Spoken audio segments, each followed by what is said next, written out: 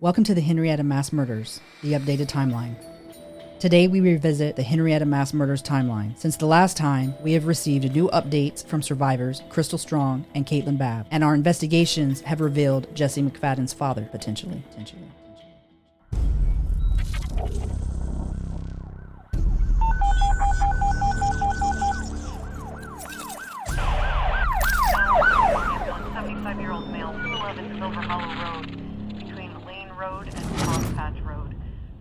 Welcome to Body of Crime, your go-to true crime podcast, where we plunge headfirst into the gripping world of criminal mysteries.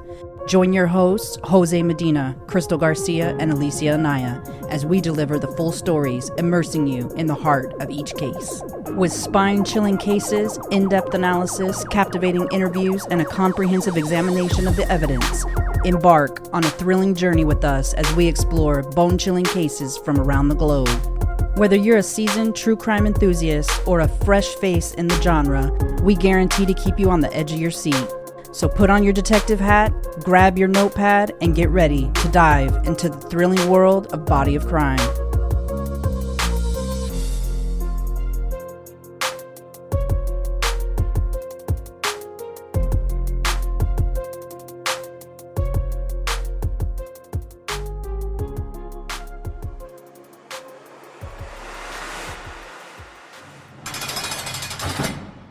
On May 1st, 2023, there were 7 bodies that were found at the McFadden residence in Henryetta, Oklahoma.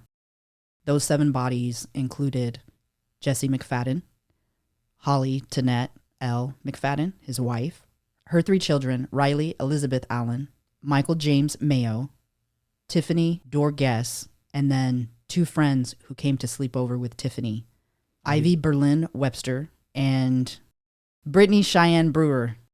This was pretty crazy, guys, and the reason is this, just to give you kind of a quick recap, and that's that what started out as a slumber party and 2 girls being reported missing ended in just an atrocious working of the case from beginning to end, which hasn't ended by far, because when they were found, it was a murder-suicide. Jesse had killed everybody and then shot himself in the mouth.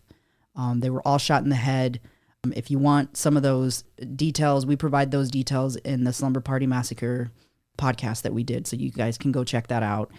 We won't be going over all those details today. That's just going to be the timeline. Now, since then, what has come out and what has come to light since the release of our last post on that particular case is the autopsies came back.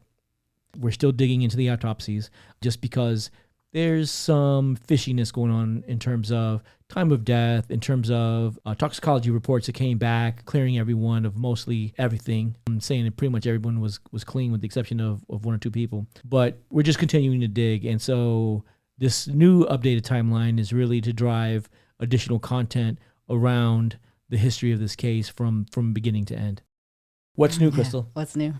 There's a lot of new stuff, which is actually kind of requiring us to kind of go back through everything. So if you didn't get a chance to catch the last timeline that we did, we might have gone into some details a little bit more in that one. I'll at least say that. We're not going to get into the nitty-gritty in this one other than where the updates are. I'm going to start off in 1983. 1983. I was 11 years old. I was 1. So in 1983, between 83 and about January 2004, LaDonna Jean McFadden, who's Jesse's mother, she moved to Oklahoma to the address that we know as 9041 Redbird Drive in McAlester, Oklahoma. If you've heard anybody speak about where he grew up, where they say he had dirt floors, he lived in a trash trailer, that's this address. If you were to pull it up online, it's pretty sad what you see. August 23rd, Floyd Gene McFadden, who is McFadden's maternal grandfather, changes the resident agent on his business account in Wichita, Kansas. He had a company called Wichita Fence Company. A lot of records are missing, so we can't confirm whether there was a sale of shares or what occurred there, but the change occurs only within a day of McFadden's birth. 1983, Jesse Lee McFadden, a Virgo, is born to LaDonna Jean McFadden at the age of 18. She would have been pregnant at 17. Up until now, we were unable to find his birth certificate. We were unable to find any relationship that LaDonna McFadden had that would have indicated a possible father. And there was actually some speculation that possibly his maternal grandfather was actually his father. One of the things that McFadden had mentioned to Caitlyn Bab, who was the victim in the pending case when he was released from prison, is that she knew that he had mentioned that the father was much older, but from all indications, he didn't know who his father was. So we did a lot of digging, and we believe that we have found his father. And they're a spitting image of each other, truthfully. It's shocking. It's very shocking. We believe his name is Burl Alton Blair. He would have been 44 when McFadden was born, and LaDonna would have been 18 years old, a 27-year difference. So what do we know about Alton Blair? If that is Jesse McFadden's dad, like, what do we know about him? Who is this guy, this mysterious guy? Why is he important in this situation, in this conversation? So for starters, all indications lead to the fact that him and LaDonna are currently married. She just didn't take his last name. The last record that we have is dated August 1st, 2021, and they're listed as husband and wife. And it was through a sale of property. Why this is so important and so important to the case is that we've been speculating that there's been some corruption within the justice system somehow, some way that allowed for McFadden to be released in the manner that he was and to have ended up in this tragic event where these children should not have lost their lives. And this guy is very well connected, and he has a lot of money, and he could have applied a lot of pressure. He could have paid a lot of people off. And so that is why this man is very important to this case. I know there's been a lot of questions and a lot of speculation in terms of Jesse's legal team and who he had as attorneys, and the fact that he'd been in jail since he was 19. He was indigent when he went to jail. He got a public defender when he went to prison. So who was paying for these lawyers, and who was paying for all these extensions for like over 6 years of paying for these lawyers to continue to kick the can down the road? Who was footing this bill? Because it definitely wasn't LaDonna McFadden. So just to give you guys some background on who we've already spoken with concerning this case, we have already done a podcast with McFadden's first survivor, Crystal D. Strong. And we are prepping to do a podcast with his second survivor, Caitlyn L. Bab. Can you tell me a little bit about this guy, this Alton Blair? What is it that we know about him? Like you said, he was 44 when he would have gotten LaDonna pregnant with Jesse? Yes. So right now he's in his 80s. He owns more than 400 restaurants across the U.S. He definitely would be able to pull some strings and pay some people off. Absolutely, for sure. His business is called Donut Palace, and there are a lot of them. He also sells kitchen equipment, that kind of stuff, and does a number of other different things. So he may not be a Jeff Bezos, but he's up there. He's not a small fish in this case, for sure. I know that a lot of people have been really trying to connect dots where it came to Pageant, thinking that somehow the Pageant family was connected somehow, some way. And we're very big on releasing things that we've vetted, and we don't want to smear anybody's name who, obviously, regardless of their indiscretions, aren't truly part of this case. And as of today, we have not found any connections with the Pagents. And truthfully, in this scenario, he would be a very small fish. So I would say that the spotlight right now is on this potential father. We say that only because we're trying to understand how he had influence on this case over the life cycle of the case, from the time that McFadden got out of jail, or actually from the time that McFadden picked up this last case. Absolutely. Yeah. Think about if you have a lot of money on the line and you own a lot of businesses, you're making a lot of money, your people know you, and it's very important for your image not to be tarnished. What would happen if everybody found out that you had a rapist as a son? Oh, and by the way, you were 44 and she was 17 when you got her pregnant. Apple doesn't fall far from the tree, right? So we haven't found anything to suggest that Mr. Blair is like Jesse McFadden, but there is a huge age difference between LaDonna and this individual. So what do you think the connection is there? So something tells me if you look at the locations of everybody and the ages and all that stuff, it appears that he's around the same age as LaDonna's father. They're under the umbrella of the same type of job, which is like construction and that kind of stuff. So something tells me that Floyd Gene McFadden, who is McFadden's maternal grandfather had some kind of connection with this man, and that somehow in that connection, LaDonna was exposed to him, and however it ended up that they had the relationship that they had, or maybe it wasn't a relationship, I don't know. She ended up pregnant by somebody who's significantly older than her. And I'm pretty positive that if this is indeed, his father, I'm pretty sure that there was quite possibly some extortion that occurred between Floyd and this potential father in order to keep information from getting out that would make him look bad. Because also him getting somebody pregnant 27 years younger than him also looks bad for business. So that would have been a threat to him. To his reputation? Absolutely. And even more so now in today's day and age. Maybe not as much back then, but definitely even more so now. Yeah. And we don't believe that Jesse McFadden knew his father, but he did make some comments about what he knew about his father from hearing from his mom. Is there anything that we could share in regards to that? Yes. So one of the things, and this is in writing with Caitlyn Bab, he wrote Caitlyn Bab a letter, and he was talking about his mom and his dad and the fact that his dad was older. And actually his mom lied to him based on the information he shared, because she didn't give as big of an age gap as there actually is. And she told him I was 17, he was way older than me. And he said, oh, well, how did you guys meet? And she kind of got quiet and then tried to jokingly say on a street corner, and then didn't elaborate, didn't go into any details. But she laughed it off and said he was really a pervert. So McFadden jokes with his mom and says, oh, well, you're not innocent in the whole deal. Like basically indicating like maybe you're a pervert too. I guess It takes one to know one. So, and that's in writing. So it's very interesting.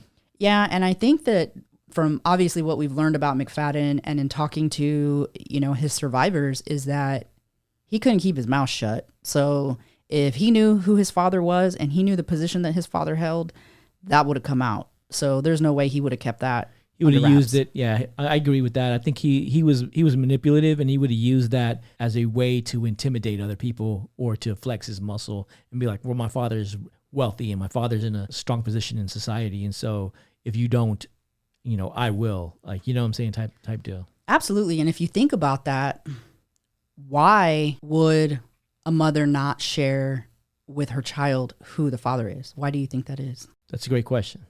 I don't know. And he has other kids, right?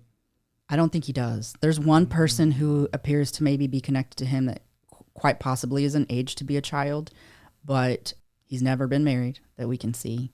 He has a spotless record. There's nothing out there that shows like him and kids or anything of that nature. From what we've been able to find. Right.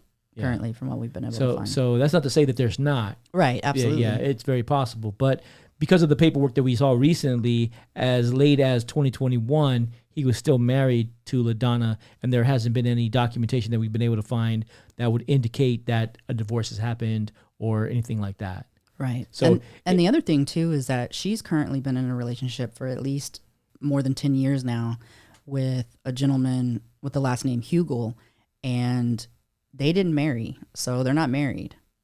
And it's because she's already married. Right. Not everybody believes in marriage, and, that's a thing as well. But does he know she's married? I know. Does he know? I don't think Jesse knew she was married. Oh, for sure. Yeah, because he would have said, secret. Yeah, and he would have asked more questions, I think. For sure. Yeah. I think she's been keeping this a secret, and I even think from her family. I don't think her family knows either. And I know that there's, based on conversations that we've had with people close to this case, that there was some friction within the family as well. Who knows what that could be? That could be because of McFadden. They could be in a disagreement with, what she was supporting or not supporting. So there's many things about that we don't know. Is it possible that he could be Cody's father? No, I don't think so. Because Cody's father is definitely Indian, and he's a registered Indian in Oklahoma as a Sioux Indian. So, gotcha. Okay. McFadden doesn't look to be Indian, not one bit whatsoever. No. The reason the timeline's important is because it connects a lot of dots when it comes to names that you're going to hear and kind of triggers for how things occurred, how they played out. So that's why this is important. We're not going to expound on a lot of details other than the things that maybe we didn't cover in the last one. I definitely encourage you to kind of connect all the dots, to listen to both, truthfully. So In 1985, on August 1st, is when Judge Robin W. Adair was assigned as a Muskogee special judge and is currently sitting in that position. And why is that important? That's important because Adair is who is listed on the court case for Caitlyn Bab throughout the entire court case. That was the sitting judge. So, And he's been sitting since 1985? It's a she, but yes. Oh, wow. Robin could be a he or a she. That's good. I didn't realize that. Yeah. Got it. So she's been sitting there since 1985. And there's a little bit of confusion. I know people are going to be confused as we go through some of these things. There's some positions that are elected positions. There's some positions that are appointed positions. And there's some situations where when somebody is removed or steps up or steps down from a position that even is elected, where the governor can come in and appoint somebody in the interim. So I just want people to be aware of that. And not all positions in the DA are elected positions. The main position is the person who's in charge of the DA's office. But the other ones, they can be recruited as attorneys from various areas. So they don't have to be elected. So I just want everybody to have that as keep that in the back of your mind. Judge Adair served over his third case, which would have been with Caitlyn Bab. And just to let you know how these cases kind of fell is case number 1, which is the grand larceny case, occurred in Pittsburgh County. Case number 2, which was the rape of Crystal D. Strong, that occurred in Pittsburgh County as well. Caitlyn Bab's case is in Muskogee County, Oklahoma, so a different county, different judge. But interestingly, you're going to hear some of the same names in both counties, which is a little odd, but they're also, the cities are close together, so, that can be somewhat common maybe. But still, it's in connecting the dots, that stands out. A little commingling of the counties. Yeah, a little commingling. So in 1988, Holly Tonette L. Mayo, a Pisces, is born to Michael Anthony and Jeanette Louise Mayo in El Paso, Texas. At this point in time, McFadden would have been 4.5 years old. On July 12th, Cody Ray McFadden, a Cancer, his brother, is born to LaDonna Jean McFadden, and we are unaware of who the father is. He would have been almost 5 at this point. Then in 1995, we have documentation that shows that McFadden, who was 12 at the time, was in 5th grade at Indianola Middle School in Indianola, Oklahoma. The fact that he was 12 lets us know that quite possibly he was held back a grade or 2 or had a learning disability. Sometime in 1999, McFadden was about 16 years old. It's alleged that as a 9th grader, which is what he said was his last grade completed, and we didn't find any record to support this, we could only find him through the 5th grade. So there's a good possibility that he only made it through the 5th grade. So we're not positive on that, only because we haven't been able to find anything in writing to indicate that. But there is a possibility he completed 9th grade.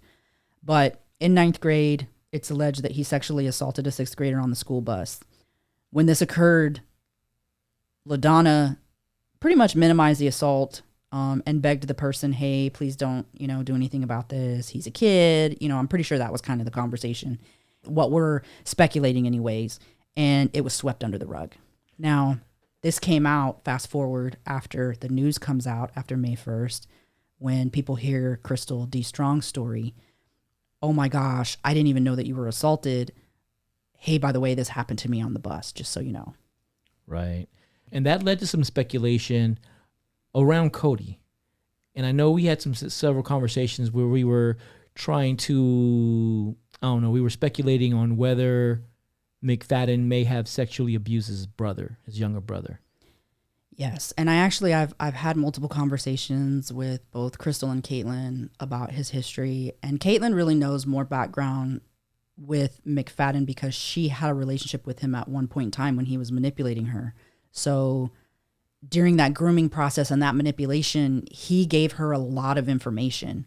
Crystal, on the other hand, wasn't friends with him. Like he wasn't anything to her. So she really didn't know him. And after her assault, honestly, she really blocked things out. And there's a lot of things she doesn't remember.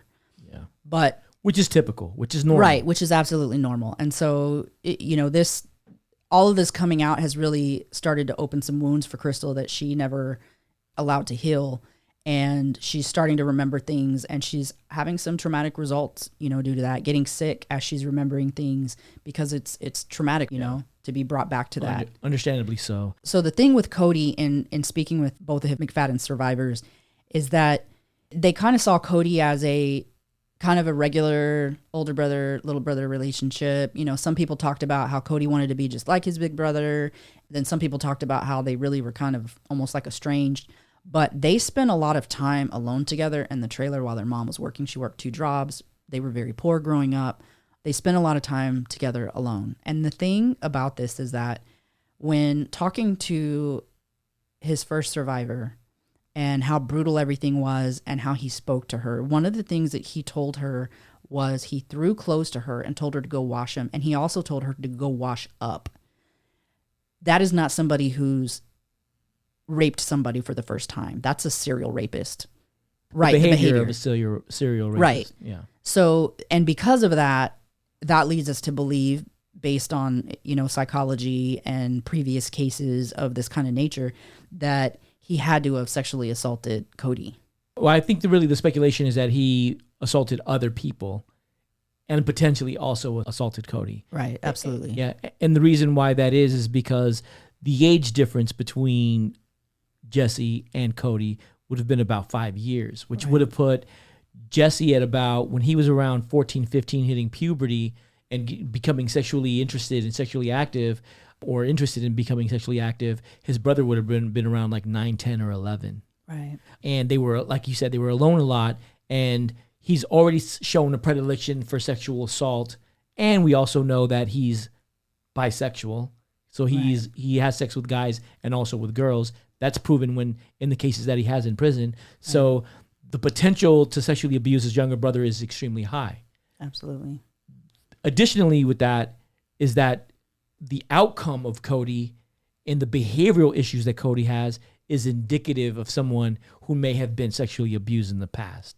And you know, something interesting that Crystal shared with me is that most people who knew Cody, he was a sweet kid. He was a sweet kid, and he wasn't a weirdo in school. He wasn't, you know, nothing like that. He was a sweet, good kid, not like his brother. And so one of the things that she said was striking to her recently when she was remembering some things is that she remembers that when she returned to school, that they wanted to do some kind of karate, like, hey, we want to prevent something like this from happening. And she said she was face to face with Cody, and she said the look on Cody's face and the way he responded was like a complete, like, uncomfortable, like almost like he felt bad for her, but like just weird. She said it was a very strange encounter. Like, he was shocked, and he was like, he wasn't sticking up for his brother. There was a sense of shame and a sense of, you know, she said it was very awkward, a very awkward interaction. And that kind of makes sense, right? Especially if you're also a survivor of that abuse, and then having someone else who's, you know, and not being able to share that story because, one, he's a guy. So yeah, that makes a lot of sense. And the other correlation there, and why we, you know, are kind of, you know, pulling the strings down this path of was he sexually abused by his brother, is the fact that when he had the meltdown, right, when his brother came out of prison, there was a meltdown. Can you kind of talk through that? Something that's interesting is that there is a report that's filed by LaDonna on Cody, and it's within, I want to say within less than a month. She files an emergency protective order, and Cody kind of blew up. He said he was going to kill himself. He got in his vehicle. He set his vehicle on fire with himself in it. LaDonna was scared for herself, scared for him, called 911. Well, guess who was there when all this occurred? Jesse McFadden. Yes. So it seems a little odd that he had this meltdown at this point in time, shortly after McFadden's been released, and he's now staying with his mom. And keep in mind that McFadden went to prison when he was 19. Right. Which would have made Cody 14. Right. Right? So now all these years later, now Cody is a man. Mm-hmm. And Jesse McFadden is also a man. And now they're on equal terms now. Now it's not a power struggle there anymore. Right. You know, they're on the same level. And it's very likely that Cody could have been having an issue with the fact that his mother was so accommodating to Jesse, knowing what he did. Oh, for sure. We've heard that LaDonna didn't have a relationship with Cody. Right. They were very estranged. And you know, if you look at molestation of children and sexual abuse of children, one of the things that you'll find that occurs throughout adolescence and later in life is substance abuse, arson, trouble with relationships, trouble with women, could be trouble with men as well. But those are all significant indicators of molestation, and Cody meets all of those things. So is Cody Jesse McFadden's third survivor? For sure. I bet. Potentially. And, I don't think anybody's thinking about that. What's sad is that when something like this occurs is that we immediately go to, oh, he's just like his brother. Oh, she's got 2 sons that are horrible. And I don't give excuses for anybody. Like, I don't care what happened to you. That doesn't give you the right to do something to somebody else. But what I do want people to pay attention to is the fact that Cody could very well have been a survivor as well and has been unable to deal with his trauma. Yeah, especially as a guy. Absolutely. Yeah, it's really tough. That's for a guy to be sexually abused by another guy. It's really hard to bring that forward and to get help for that. And, if this occurred and he shared it with his mom, he's absolutely going to have a source of contention with his mom for not supporting him. Yeah, and then accepting him back into the house and being like, yeah, come back, my baby's back. That could have been a huge trigger for him. Yeah, huge. So we're still in 1999. On August 27th, the Henrietta police chief, a 30-year veteran, is fired. For what? It had to do with embezzlement, and he didn't serve any prison time. This seems to be a common theme. But first of all, it's really odd for there to be a chief of police for 30 years. That's true. So I get it, it's a small town, but that's not super common for somebody to be sitting in a seat that long. So then on September 16th of 1999, Caitlyn Lindsay Bab, a Virgo, was born. At this time, McFadden would have been 16 years old. In 2002, between September and December 3rd of 2002, McFadden, who's 19 years old at the time, says that he was working for Walmart. He says he worked there for about 3 to 4 months and quit when he moved to Kansas for a short period of time. On November 25th, he receives a charge for possession of alcohol by a person under 21, and this case is dismissed. This case is dismissed in Muskogee County, and the DA in the case is Russell Takira. You're going to hear that name later. The judge on the case is James Bland. You're going to hear that name. And the attorney at the time is Joe Layden. You're going to hear that name again as well. On December 20th, McFadden steals $64,000 from his grandfather, Floyd Gene McFadden's house in Pittsburgh County, Oklahoma. His grandfather filed charges. To say his grandfather filed charges, I think that's unique because in every other instance, everyone in his family is covering for him, but not his grandfather. Right. Well, and $64,000 is a lot of money, so. Yeah. So sometime in 2003, McFadden, who's still 19, he says that he worked for Sonic for a brief period of time. Then on February 14th, McFadden pleads no contest to speeding. He was going 98 in a 70-mile-per-hour road. This was also dismissed. Same group of undesirables? Potentially. I don't have that in front of me currently, but potentially. On March 20th is his arraignment. This would be his initial appearance for his grand larceny, and he claims to have no money, even though he had just stolen $64,000. He later tells Caitlyn Bab that the money was placed into an account before it could be seized. So that money could have switched hands, or that money could be in an account somewhere. Who knows? What was the relationship with LaDonna and her dad? From everybody that we've talked to, it seems like Floyd was abusive with his wife, not very respectful, and that behavior potentially transferred to his children as well. Yeah. The reason why I ask is because I wonder if LaDonna was part of the theft of the money.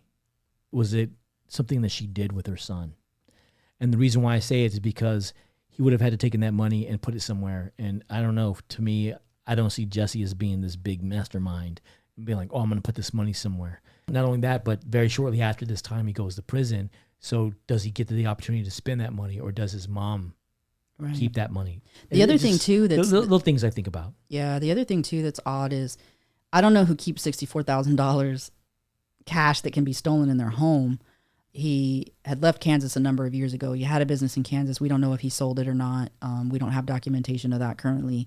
But even in that scenario, you're not going to have $64,000 of cash. So that's a little bit of a strange thing within the case. Yeah. And his business wasn't a cash business, so it didn't come from his normal operation of business. And the other thing that we were able to uncover is that in his obituary, they talk about him having started this Wichita Fence Company in Wichita, Kansas. And then when he moved to McAllister, he started McAllister Fence Company. There was never a registered business in McAllister, Oklahoma.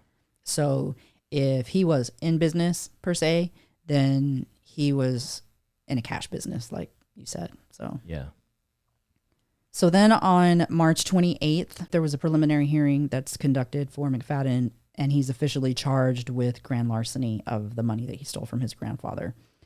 Sitting on this case is Judge James Bland, DA Chris Wilson, and McFadden's attorney, who is Jeremy Beaver.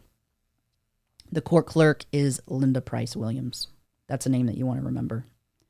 Also, he indicates during this time frame, because he filled out paperwork basically to get an attorney to be assigned to him so that he didn't have to pay for it, and he indicates that he's married to a Stephanie McFadden. So Jesse McFadden was married at 19? He was married. What? And what makes this even crazier is, you'll hear in a little bit that he was in another relationship, but he was married when this occurred, and we did find some proof of that. We don't know if he got divorced. So there's a potential that, but also due to their ages too, there could have been an annulment when he went to prison. We're not sure. So what is it that we know about his wife? So she currently has been married for quite a while. She potentially could have been in the military. All the places that she's been to are places that you go to in the military. She's currently in North Carolina, living a good life. We've reached out to try to speak to her, and, you know, she may not want that kind of spotlight, and that's understandable for sure. Their marriage would have been around the time frame, just so that everybody's kind of aware, 2003, 2004. Now, in 2004, he ends up going to prison, but just remember that because they would have still been married at the point he was in prison. And the reason that we know that is because her name is still McFadden at that point. Right. I think that in our research, we identified that she joined the military potentially. And if that is the case and he's in jail, maybe that's where the annulment came from, to say, hey, I've been married for less than a year. My husband's in jail. You know, I want to annul this marriage. Right. And that would have been her ability to break away. Right. So then on April 1st, he's appointed counsel. And guess who his attorney is that's appointed? Joe Layden. Joe Layden was who we mentioned in the other case that we talked about earlier. He turns 20 around this time frame, and he indicates that his address is 9041 Redbird Drive. And you'll see a little bit different addresses. They actually said that at sometime there during this time frame, he really didn't even have an address, that he was listed as a transient, which would be somebody who's homeless. On April 4th, there's a preliminary hearing conference, and that happens when basically the attorneys and DAs and everything get together. Typically, whoever the plaintiff and defendant is don't typically have to be there for that. So they met, and during this meeting, they reduced his bond from $10,000 to $5,000. The DA at this point in time is Jimmy R. Harmon. And it makes sense that they would do that in this case because he can't pay his grandfather back from jail.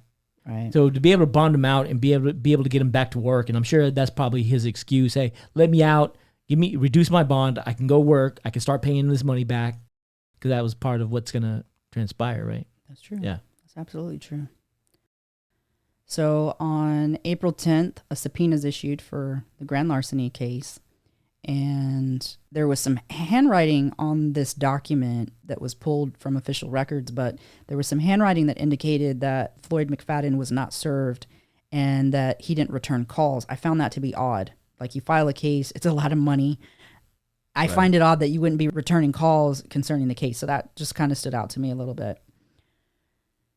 Then on April 17th, there's another preliminary hearing, and McFadden pleads guilty to grand larceny in a house or vessel, and it's deferred to April 15th, 2008. And what that means and why that's important is because what happens is they gave him 2 years of probation, and they deferred his sentence. The reason for this is so that if during that 2-year time frame, or if before 2008 on that date, if he stays out of trouble, then he stays out of prison. However, if he doesn't do the things that he agrees to do in the agreement, then he can be placed in prison. So that's what the deferment is for. So then on August 25th, he is pulled over and he has a suspended license, and it also states that he failed to carry security verification. This case was dismissed, and this case occurred in Pittsburgh County. And the names that you'll see are James Bland, Cheryl Serta for DA. You'll hear her name again. His attorney in this case is Russell Takira. Then, some months later, he again is pulled over on October 31st, Halloween, for, again, driving while his license is suspended. So apparently between that time, he didn't go take care of his license. And again, failure to carry security verification. On this case is Judge James Bland. The DA is Cheryl Serta, and his attorney is Russell Takira. Now, what I want to point out is that in the first case that we mentioned where he had possession of alcohol for a person under 21, Russell Takira is listed as the DA in that case. So he was the DA in that case, and then later on he would have been the prosecutor against the drinking charge, but then he becomes his lawyer. Yep. Wow. Yeah. Pretty crazy. That should be a conflict for sure. Yeah, potentially. So then on November 2nd, McFadden, who's 20 years old at this point, violently rapes Crystal Dawn Strong, who's 17 at the time, at her home in Canadian Shores, Oklahoma. This occurred after she left a party. She ended up leaving her vehicle, getting a ride home. And he was there as well. They were not there together. And think about this. He's still married at this time, guys. This is the end of 2003. So he's still married. He was dating a girl named Holly, not the same Holly of today that we know of. This is a Holly from his past. And he committed this crime while in this relationship and while married. That same night, they find him near some water. He has attempted to commit suicide by slitting his wrists. He's bleeding. He's arrested and he's charged with first-degree rape by force or fear, and he's placed on a $50,000 bond. So something interesting that came out at the point of this arrest, and keep in mind that between the time he stole the money from his grandfather, he's got 2 cases, one in August, one in October, that were both dismissed for his suspended license. He's got another crime. Another crime is supposed to be in violation of your probation, one. And then also, he's married, has a girlfriend. And then the instructions of his agreement that he made for stealing his grandfather's money was that he would make payments at certain intervals. He would check in at certain intervals. He would maintain a job and keep letting them know that he had a job. And he did none of those at all. And something that's even crazier is that according to Holly's sister at the time, the old Holly, he walked 6 miles in order to arrive at Crystal Strong's home. 6 miles. That's about what? That would have been 30 minutes a mile. Right? It's a long walk. No, I'm saying, I'm doing the math. He would have left from the Would it party. really take you 30 minutes to walk a mile? If you were walking fast, briskly, to go 6 miles, you're probably going to average around, I don't know, like 20 minutes a mile, something like that. So I'm trying to think of how many hours he walked for. Huh? So at least 2 hours. He walked at least 2 hours. And he got to her place around somewhere after 3 o'clock in the morning. Right. It makes sense with the timeline. Yep, it makes sense with the timeline. And then it makes me wonder what kind of information he had on her and about that night, because she left her vehicle. So he probably knew she left her vehicle. So he probably thought maybe she was, too drunk to drive. I don't know what was going through his head, but he's a predator, as we know. So to walk 6 miles to go assault somebody while you're married and have a girlfriend. So then between November 2nd and November 15th, Cheryl Serta appears on court records as the assistant DA. November 3rd, there's an arraignment, his initial appearance for the rape case. And what you're going to see after this point is that because he has this case that he violated his probation on, these cases are now merged because now they're processing them together because he violated his probation. So they're doing them hand in hand. He makes his first appearance. One of the things that they do is despite being on probation, they had given him the $50,000 bond. I definitely think that the fact that he violated his probation and he committed such a heinous crime, it should have definitely been more than $50,000, but they set it at $50,000. And they filed a motion to accelerate his deferred judgment. And what that means is that because how we talked about earlier, how they did the deferred judgment to a certain date, they're basically saying, hey, we want to accelerate prosecuting him for this now because he violated his probation. So that's what that is. Now, on that day, the judge is James Bland. The DA is Jimmy R. Harmon. And McFadden's attorney is Joe Layden. The court clerk is Linda Price Williams. On November 4th, McFadden's charged with first-degree rape, and that took place in Pittsburgh County. Russell Takira appears as his attorney on this date. Mind you, he had an attorney appointed, so I'm not sure what occurred there, but Russell Takira was there. Russell Takira was the attorney for the larceny case. Yes. So it's very likely maybe he just assumed the entire case. Yeah. So he could have had one attorney for one case, one attorney for the other, because they're different. Yeah. So then November 6th, the case report comes forward, and this is something that's submitted by the office who handles probation and parole. And they submit a report saying that he was in violation of probation. And guys, he was in violation of probation for more than 6 months. Right. And had done nothing as agreed. Who was paying attention to this? Because she should have never been assaulted. So this is where they first messed up, the state. Yeah. Because he shouldn't have been available to assault her. For 6 months, he's been in violation of his probation. Why is nobody arresting him? Right. And why is nobody arresting him when he has 2 charges that are dismissed in between the time frame of the larceny and now the assault? And why do they keep dismissing his cases? Like, he's obviously got a pattern of like driving without a license, speeding, all these little small things are beginning to accumulate to a major thing, and no one's seeing the flags come, and no one's taking an action on preventing the inevitable of what's getting ready to happen. Right. And nobody's doing their jobs. It's super frustrating to see how all of this is playing out. And yeah, hindsight's 20/20, but man, do your job and do the right thing. Like, do the things that you're supposed to do. So on November 7th, they have the preliminary hearing for the grand larceny and the first-degree rape, and they both waive their 20 days, which is basically the timeline of like how things are processed through a criminal case. So they waived that timeline so that they can kind of speed things up a little bit. So on November 10th, there's a Casey Skaggs that I've kind of been unable to locate or identify, but she's listed on some documents between November 10th and November 17th of 2023.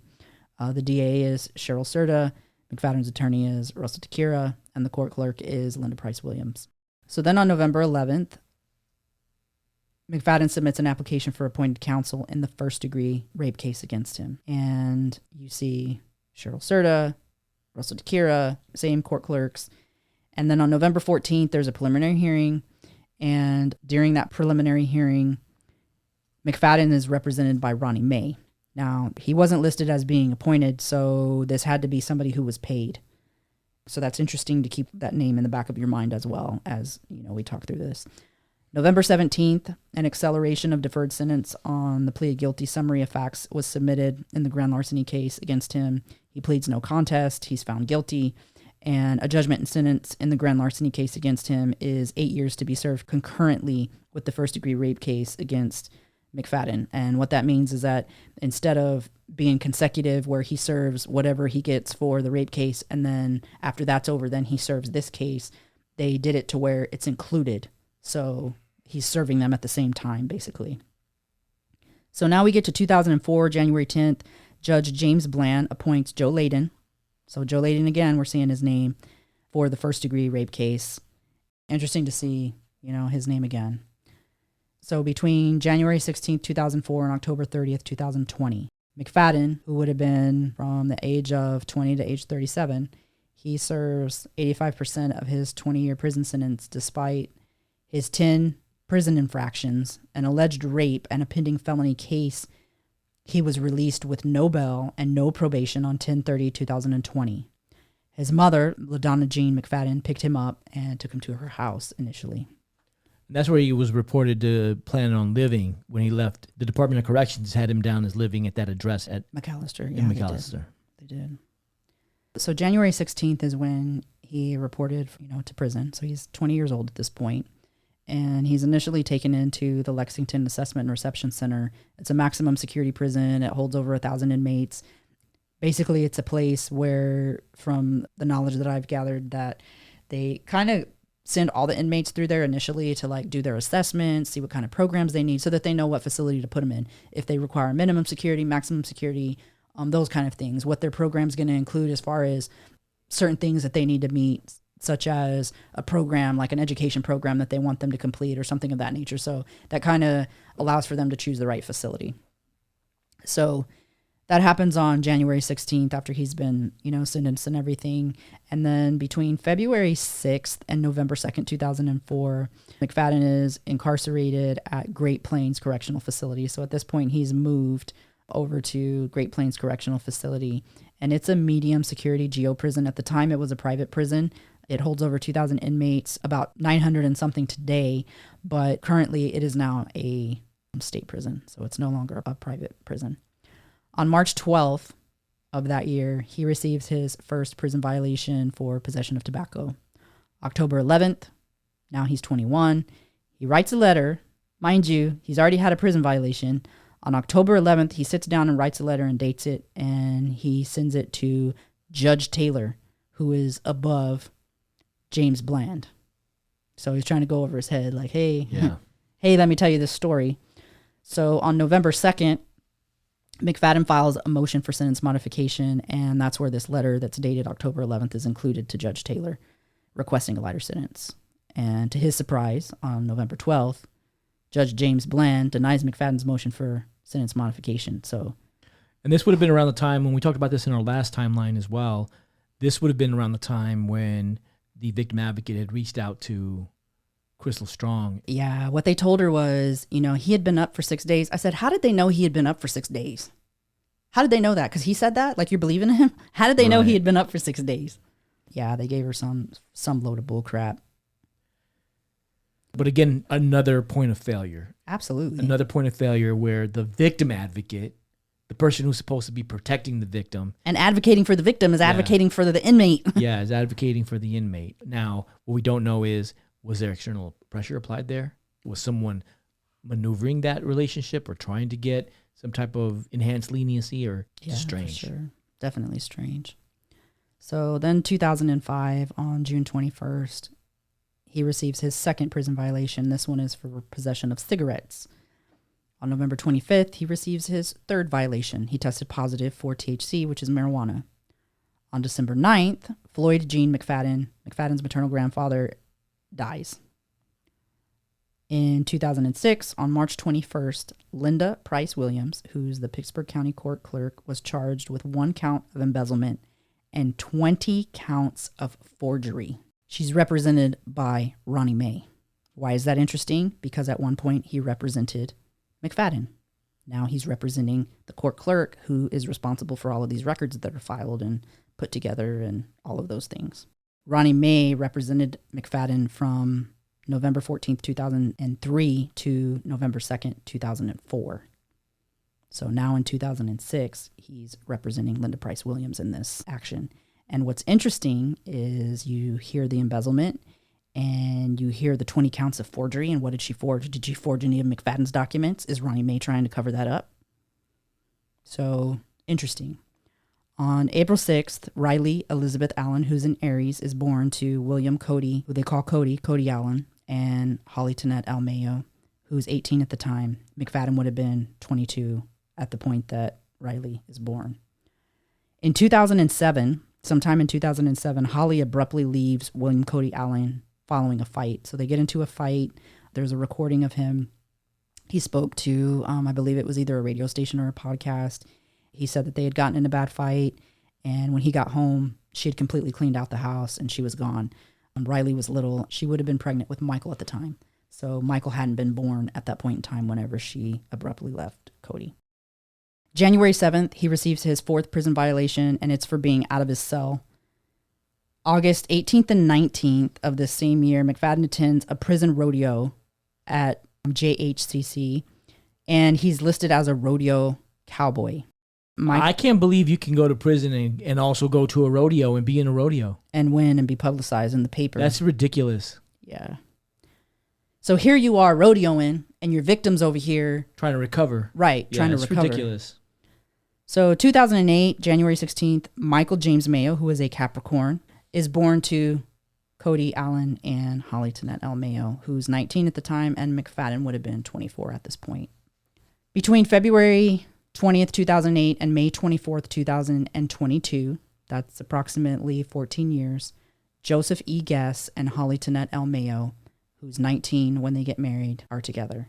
McFadden would have been 24 at this point. So when she gets with Joe Guess, who we know as Joe Guess, who is the father of Tiffany Guess, he marries her shortly after she gives birth to Michael Mayo, which means that they would have been together while she was pregnant. And he does, in an interview, talk about how he wanted to adopt the kids and that he thought of the kids as his own, and he was with her whenever she had Michael.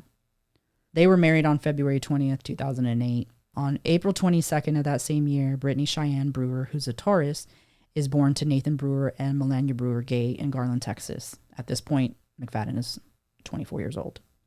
2009, February 16th, prison violation number 5 now. It's for sexual activity. He was found behind another inmate, a male inmate. And just so that you're aware, all the prisons he was in were all male. He was in no prison that had males and females. Then on April 23rd of the same year, Ivy Berlin Webster, who's a Taurus, is born to Justin and Ashley Webster Boykin in Surprise, Arizona. Now, he is not Ivy's biological father. He ends up adopting her.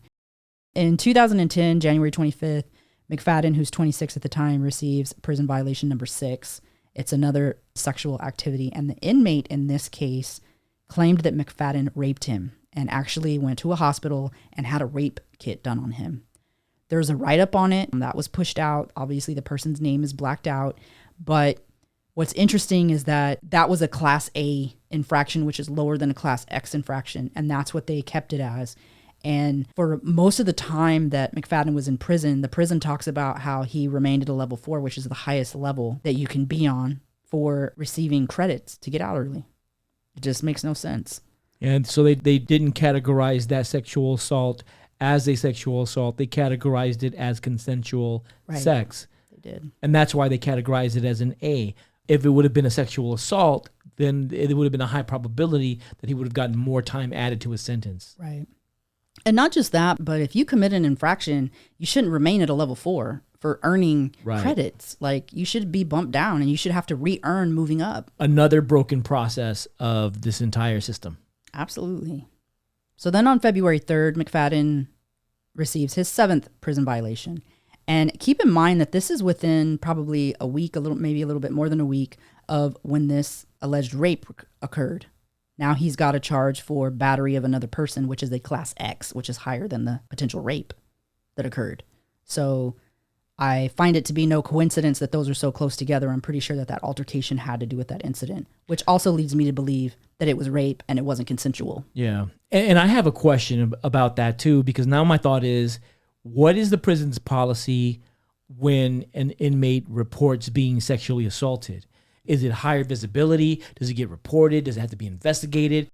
What was the motivation for the prison to downgrade that sexual assault to consensual sex? And what gives them the authority to be able to say, no, we don't believe that you were raped. We believe that you wanted this to happen. How can they do that? So guess what? Every single violation, prison violation, there's a document that they use that it's recorded on, and things are listed, the details of what occurred listed on there, who witnessed it, and all those things. And that goes to the head person of the prison. So the head person of the prison sees every single one of these infractions that are committed. How none of this stands out to you is just beyond me. It's ridiculous. And it's no coincidence to me that altercation occurred so closely to that alleged assault. So if it was consensual, I don't think we would have seen that. Yeah. And just so you know, I know that there's a reporter that's going to be coming out with, she's going through, there was like 400 and something pages that were turned over from the Oklahoma Department of Corrections. And she's going to dig out a lot of, these details and how things kind of played out. So she'll be able to shine a light more on that picture. Between October 3rd, 2010 to today, Harold Randall Hugel, known as Randy, and LaDonna Jean McFadden are in a serious relationship, but they remain unmarried. 2012, August 3rd, McFadden files an application for post-conviction relief or motion to withdraw a plea. Todd Consher and Josh Reed represent McFadden in this particular filing.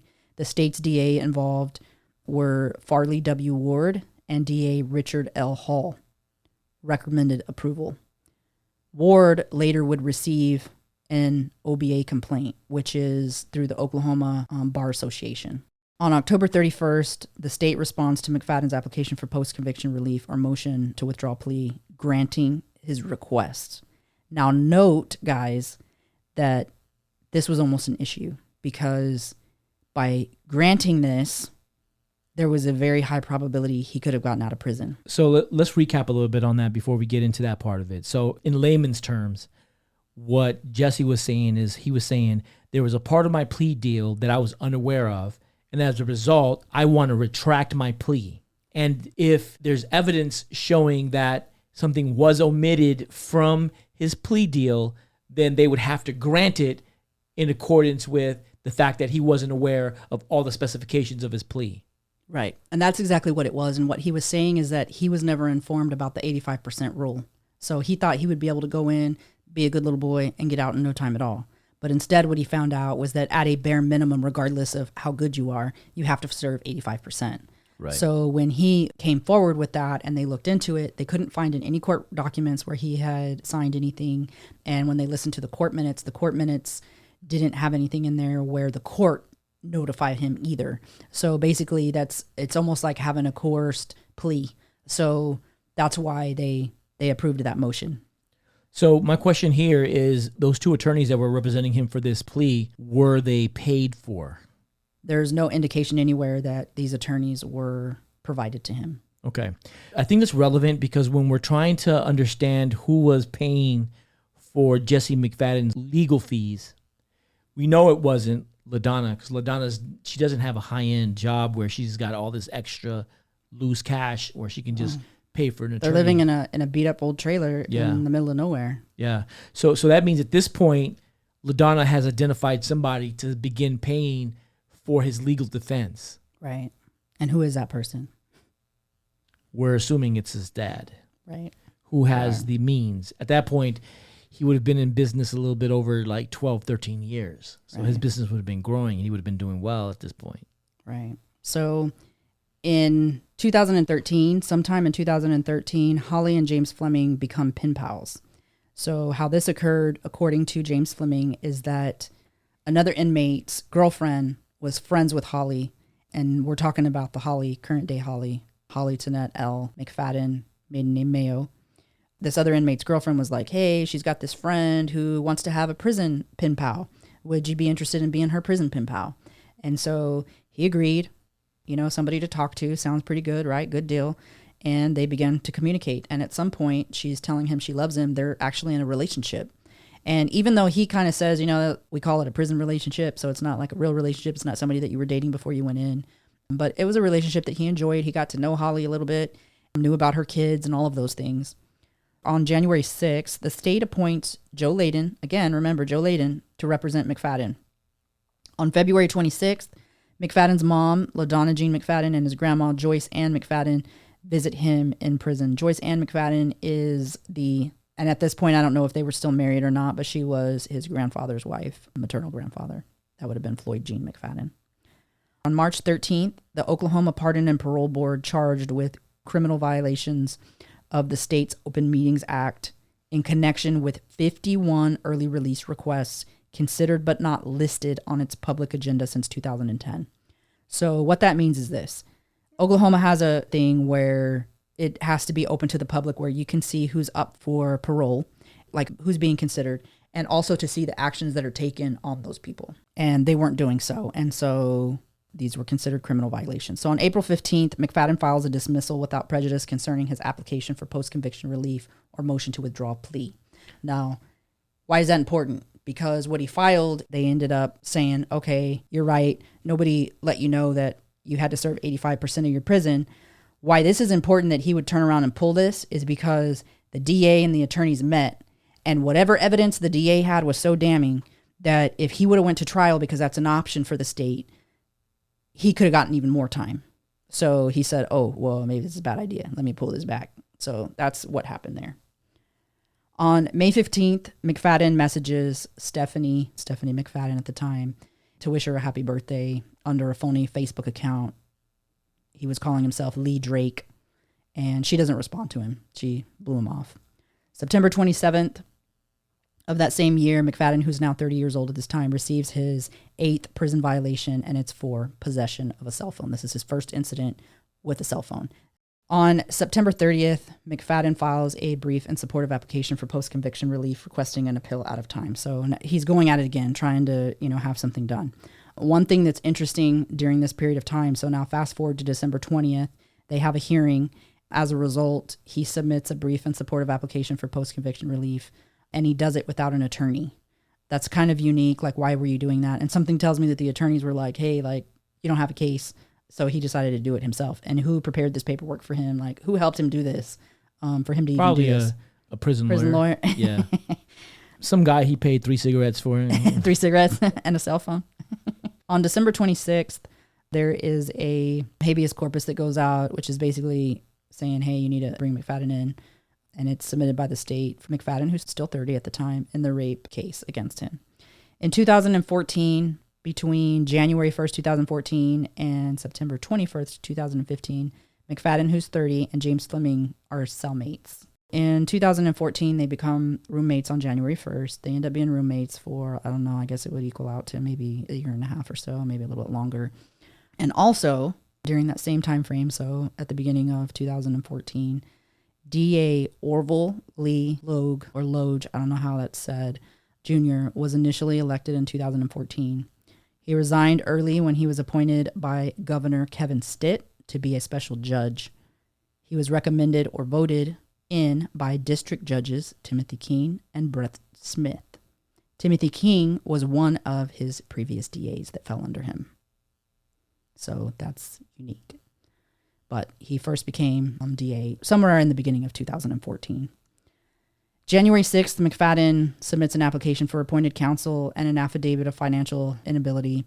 That's, again, for his case. He's still trying to get out of prison. On January 7th, Judge James Bland approves this, and he ends up getting appointed an attorney. And again, he's appointed Joe Layden. Joe Layden must be like the worst attorney in the history of Oklahoma. You get it. No, you want me to tell you what's unique, actually? What's that? That I haven't mentioned is that, so there's an office that it goes to where they kind of assign like who's appointed, and the person appointing, his name is Bill Layden. It's his brother. So Bill Layden keeps giving him Jesse McFadden cases. He must hate his brother. You're never going to win a case. So then on January 17th, there's a preliminary hearing conference moved for McFadden's brief and supportive application for post-conviction relief. They move it to January 24th, 2014. On January 24th, there's a preliminary hearing conference over the post-conviction relief, and they issue a habeas corpus for him for the following court appearance that he has. So now fast forward to 2015. We're in 2015 now, September 22nd, 2015 to December 13th, 2016. McFadden, between the ages of 32 and 33, is transferred to Jess Dunn Correctional Center. He was in Harp, and now he's transferred to Jess Dunn. So this ends his cell time with James Fleming. In 2015, so starting in September 22nd, McFadden is moved from the prison that he's in and from his cellmate, James Fleming. He would have been 32 at the time, and he ended up getting transferred to Jess Dunn Correctional Center, which is JDCC. It's a minimum security prison, over 1,000 inmates. At this point in time, he's continued to receive his level 4 credits. To our knowledge that we've been able to find currently, his credits were not reduced. When he was getting ready to leave, so on September 22nd, or right within the days leading up, he offers James Fleming his porn collection. And James Fleming's like, I don't want that. That's contraband. James Fleming's trying to get out. James Fleming wasn't in there for what McFadden was. So he was trying to get out. And because of that, he ransacked the room after McFadden left, making sure he didn't leave anything in there that was going to get him caught up out of, spite or whatever from McFadden. So then between October 15th, 2015 and December 31st, 2015, somewhere at the end of 2015, those last few months. So this is only a couple months, within a month, maybe 2 months of when McFadden has left and gone to Just Done. So now he's at Just Done, and James Fleming receives a letter from Holly, who's 33 at the time, says, "Hey, some guy randomly started writing me. Guess who this random guy is?" Jesse McFadden. Yes. And she wasn't the only person he got a letter from. He got a letter from another woman who he had been talking to at one point, who also was like, "Hey, this random guy is writing me. Like, who is he?" What did James tell them? We don't know that. So James has not publicly come out and shared information as to what specifically he told them. James, if you're listening. What's up, James? We want to know. We want to know. Inquiring minds want to know. And truthfully, obviously, given this pattern, knowing what we know now, you've got a prison pen pal. Of all the fish in the sea, you want the fish behind the bars. And you're telling him you love him and everything. And now all of a sudden you guys have a split for whatever reason you have your split for. And suddenly you're receiving messages now from another inmate. You're like, "Hey, this is kind of weird that somebody randomly started writing me." First of all, that's a huge red flag to me. How did you get my information, right, to even be writing me? And so I would be questioning, who the heck is this guy and what's up with him that he would think it was okay to just turn around and randomly write me when he doesn't know me? And he didn't just do it with her, he did it with somebody else too. And something tells me that James let her know. And something tells me that James also let the other woman know as well. James did speak on his relationship with Jesse and how uncomfortable he was with Jesse. And he knew how much of a deviant and how much of a predator that Jesse was being when he was in the prison. So something would tells me that he has appeared very helpful, very informative, very forward approaching. So I feel like that's something that he would have continued to do. It's in his character that he would have been like, "Hey, you may want to watch out for this guy. I don't trust him." Maybe he didn't tell him everything. At least would have gave him a warning and said, "Hey, I don't have a good feeling about this guy. You may not want to write him back. And oh, by the way, I didn't give him your information." Right.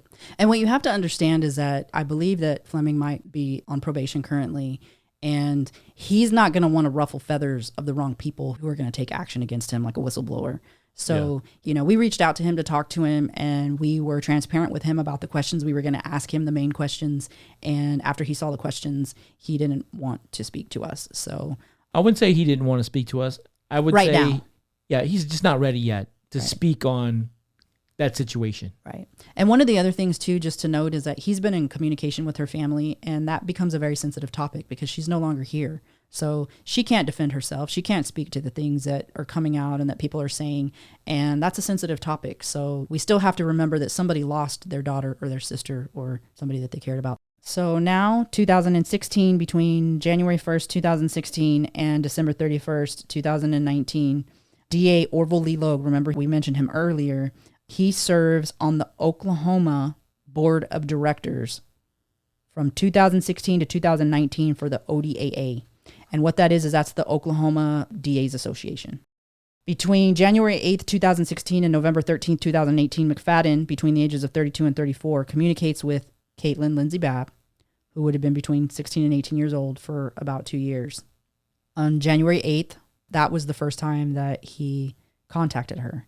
And what's very interesting and very disturbing is that when he first contacts her, which to give you a little bit of insight there, Caitlyn was removed from a tough situation and she was living with her grandparents at the time. And when she moved with her grandparents, she got a new phone and a new phone number. And this new phone number that she got, she was constantly receiving messages for a Shannon. And she said she, at the time, had been having some issues and didn't have a lot of friends. And people were always reaching out. And she said, so one day I just responded. And lo and behold, the person she responded to was McFadden. So they began this communication together. Well, what do we know about this girl, Shannon, who owned the phone prior to Caitlyn? So when we tried to dig into the phone number, some interesting stuff came up. I don't want to say that it's been vetted at this point. Some stuff came out that she could potentially have been a escort. And that's not something that we can prove, guys. So I don't want to throw that on her. But she's deceased, and she actually died in April of 2020. So within less than a year of when McFadden would be released from prison. Do we know anything about how she passed? It just said that she was found dead. I don't know if she committed suicide. She could have committed suicide. I don't know. So Okay. So we don't know. Yeah, we don't know. But of all the phone numbers to get. Yeah, she got somebody where a bunch of creepy people are going to be reaching out to you. If that's an escort's phone, like, you're going to get some creepy messages. Yeah. You know? One thing that's interesting about when McFadden first reached out to Caitlyn on January 8th of 2016 is that he instructed her to send him a photo of her holding up a piece of paper with his name to indicate that she wasn't a cop. That's something that escorts do with people trying to make sure that they're not cops so that they don't get in trouble. That correlation to me is interesting. That's very interesting. It's also creepy. It is very creepy. Then sometime in that same year, a few things occur. McFadden, who's 32 years old, and remember that Caitlyn's 16, he teaches her how to access and utilize the dark web. At 16 years old, he's teaching her this. Yeah. So this right here, hey, red flag, lets me know that what are you doing on the dark web? You know, what's going on? Nothing good happens on the dark web. Yeah, it don't even sound good. It sounds bad. It sounds scary. It sounds like a scary place to hang out. A dark curtain. Also, he loads spyware on her phone so that he can track her. And then at some point in time, she says she was working at Walmart. She had a job at 16. She said she had a conversation with somebody at work one day. And she said when she got home and she gets her call from McFadden, or they're communicating, she says he identifies the kid, talks about the conversation they had, talks about what the kid looked like. He knew all that information. And he's like, what's up with so-and-so? Why are you talking to him? And what he tells her is that he's got friends who are watching her. That's pretty scary. Yeah. You're 16 years old, and this is a grown man. And he's in prison. Right, and he's in prison. And how does he have that information while he's in prison? I have a theory, and I don't know this, but that spyware that he put on her phone could have potentially been his way of monitoring her location, her conversations. Maybe he could have seen things happening through, if there was a camera on that phone, a number of different things. Social media, all kinds of stuff. Yeah, pretty, just... Scary stuff. Yeah, very scary stuff.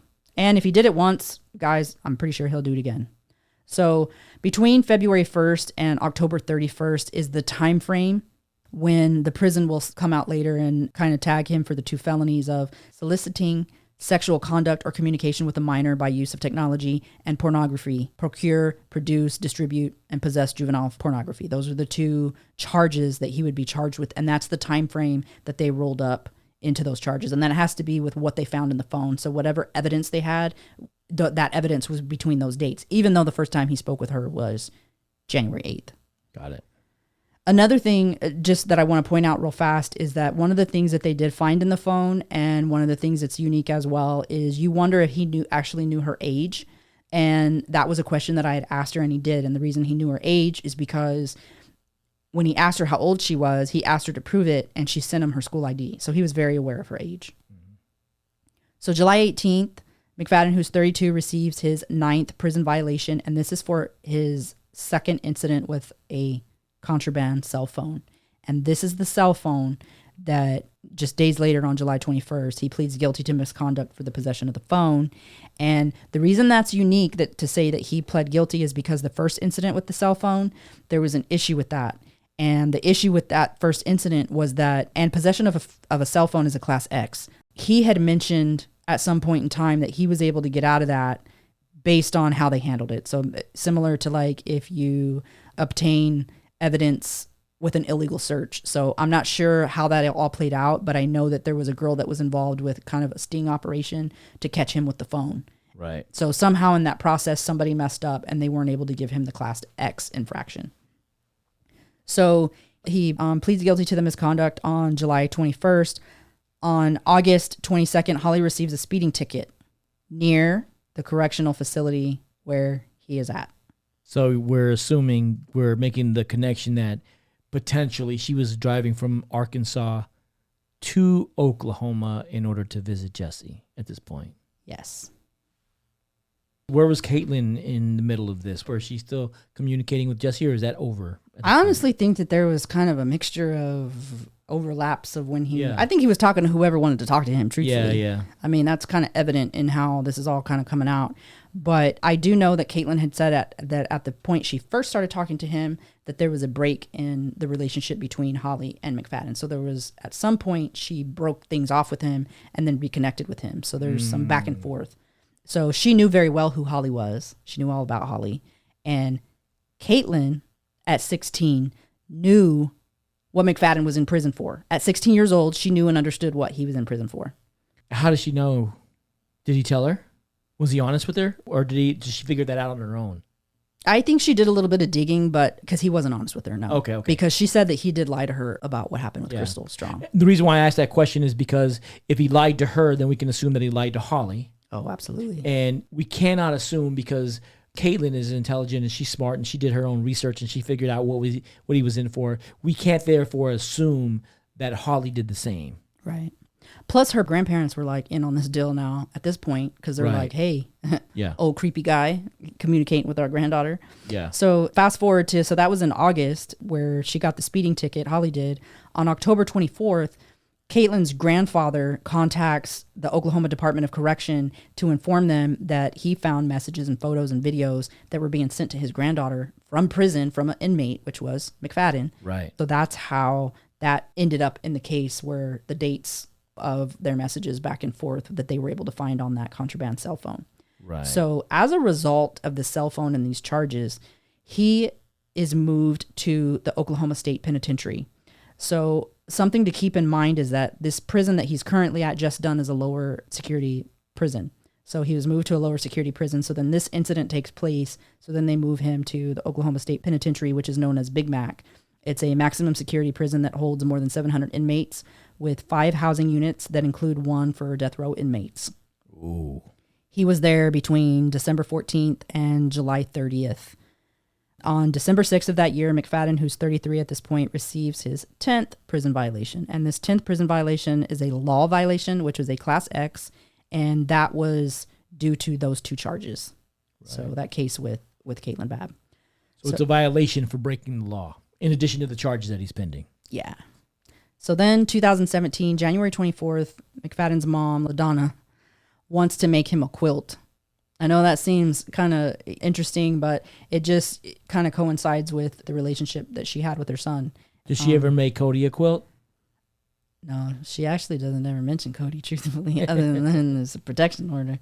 There's no pictures of her and Cody together, like nothing like that. They didn't have that kind of relationship. And according to Caitlyn, they didn't. Cody was like a troubled child that she didn't want to deal with. She was sick of dealing with him. Yeah. He was getting in trouble. He was all those things that happen when you've been abused. Wonder why. Yeah. On January 8th, McFadden's mom, LaDonna, communicates with Caitlyn. And in that communication, she's fully aware of Caitlyn's age. And this was one of the things that I asked her because I was curious. And at this point in time, Caitlyn's 17 years old when LaDonna communicates with her.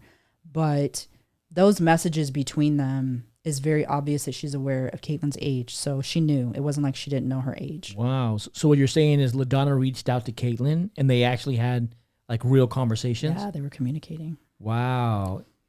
And at this point in time, now understand that throughout this period of time where things are going back and forth with Caitlyn and with McFadden is, you know, like she's thinking she's in love and at different points in time, and she's being groomed, you know, she's being manipulated, and not just by him, but by his mom.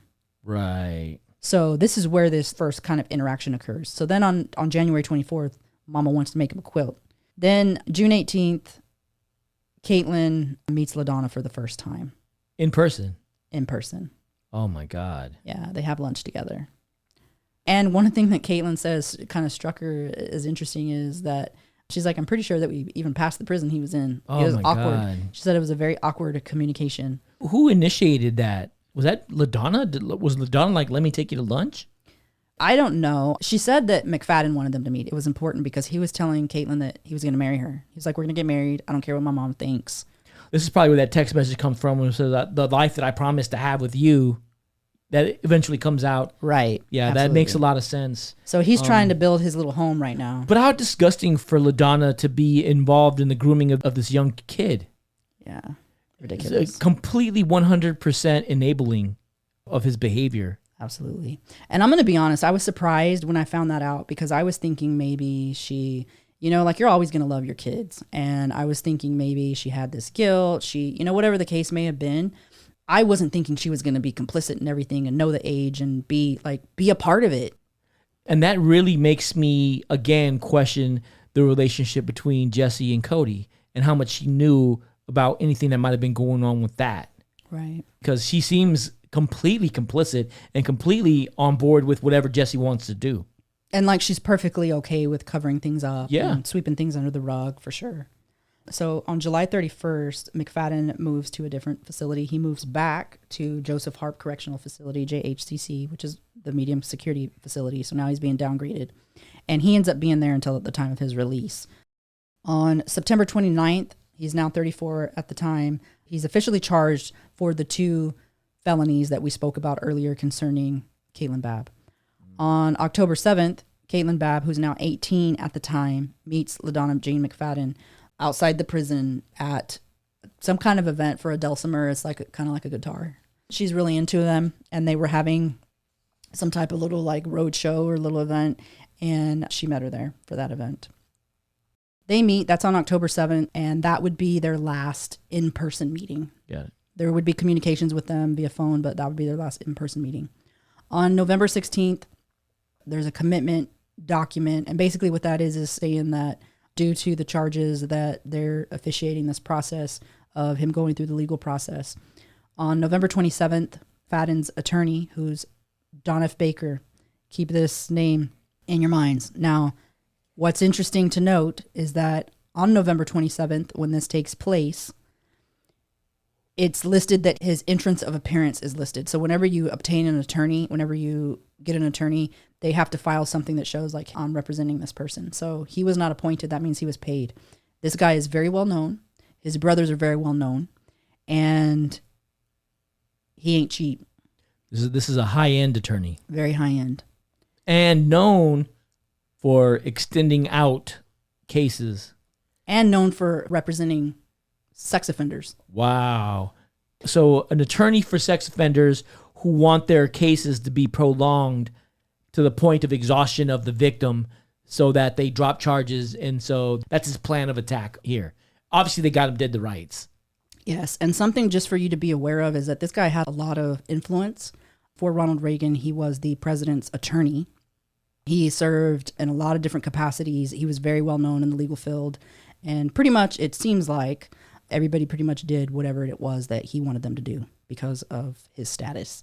Now, to add on top of that, one of his brothers is in the top 100 attorneys for the U.S., and then the other brother is the president of the Creek Nation Indians in the Muskogee area, which is a very big deal. So then the question here is, did the Donut King pay for the attorney fees? Is that who paid for these high-end expensive attorneys to try to get his son out of jail? Ding, ding, ding. I think so. I really do think so. November 29th, 2017 to December 31st, 2019, a new DA comes into the picture. So she comes into the picture pretty much almost at the start of the case. But one thing I want to mention is that shortly before this, a district attorney comes in between September 29th and November 29th. And when they do their first little appearance and Baker comes in and he files his motion for discovery to see what kind of evidence they have, the DA that serves during that short period of time, a month later, he was no longer in the DA's office. Not to be heard of again until after the murders on May 1st, 2023. Wow.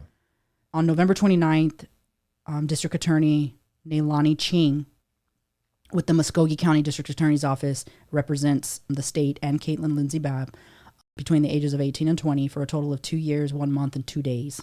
So in 2 years, she couldn't prosecute this case. Wow. Let me guess. They gave her a promotion. Yes, they did.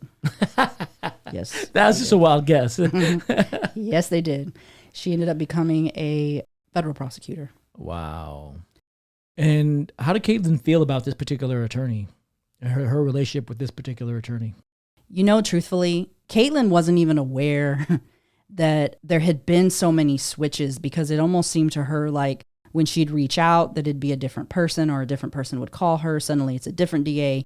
And so this one seemed to be the most consistent and one of the only ones who spoke to her directly instead of having just some random person in the office communicating with her. Yeah. And Caitlyn actually talks about the fact that of all of them, she seemed to be the most caring.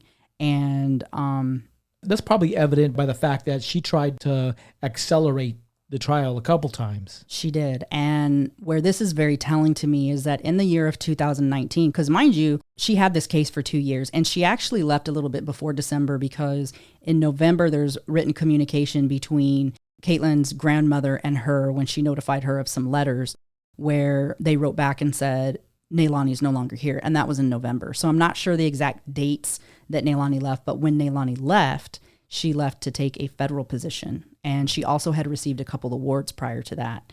So the case hasn't been completed. It's not been prosecuted. And magically, she's receiving two awards that year. And the next thing we know, poof, she's gone. There's been no case handoff, no call to Caitlyn or her family saying, hey, somebody else is going to be taking over just so that you're aware. You know, I've let them know everything, whatever the case may be. That didn't take place. So a little sketchy there, some red flags there. But we do know that Neilani did reach out to Caitlyn after the incident. I don't believe that she reached out to her personally. I believe that what happened was she communicated it to the current DA there in Muskogee, who is Larry Edwards. And Larry Edwards communicated that to Caitlyn and said, hey, Neilani wanted to let you know that she loves you. She's thinking about you. And, she just wanted you to know that.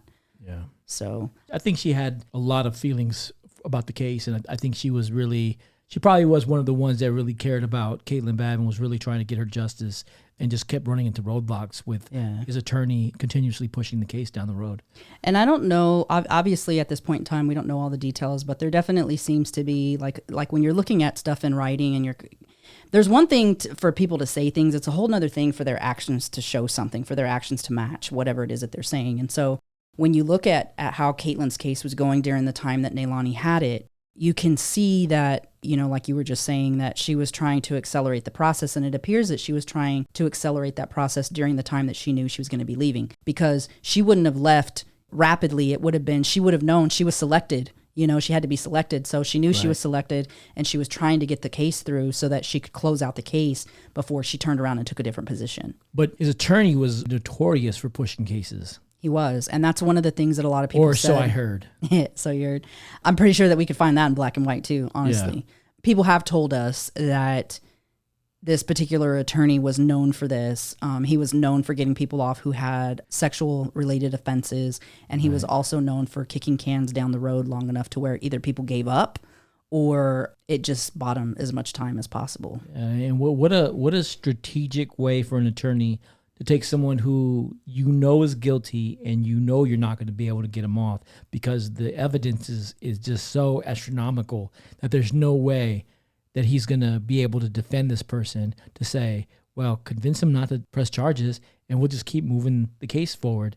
Never try the case. That is definitely a tactic that seems to have been used in this scenario. That shouldn't even be allowed. There should be some type of thing in place where it says that, like a football game, you're allowed so many flags or so many timeouts. You should only be allowed so many timeouts in a trial. 3 strikes. That's you submitted 3. You're no longer allowed to take vacation during a scheduled trial. At that point, it should just be contempt.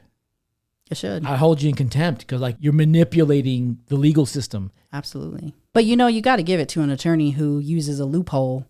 Like anybody who's intelligent is going to do that. And he's making money during the process too. So he's also stretching out how long he's making money as well.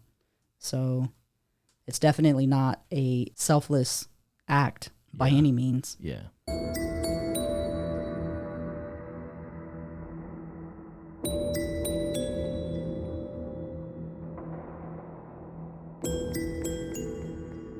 As we close out part 1 of the updated timeline, we find Jesse's case being consistently pushed.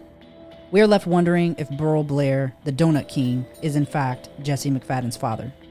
We are left wondering what could possibly make this case any more messed up.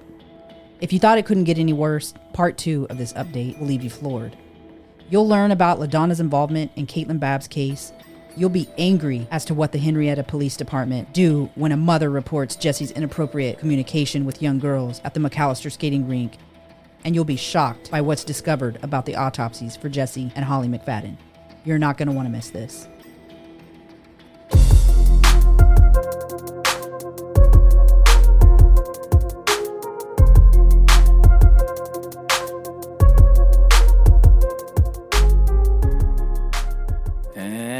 that's a wrap on today's investigation, fellow detectives.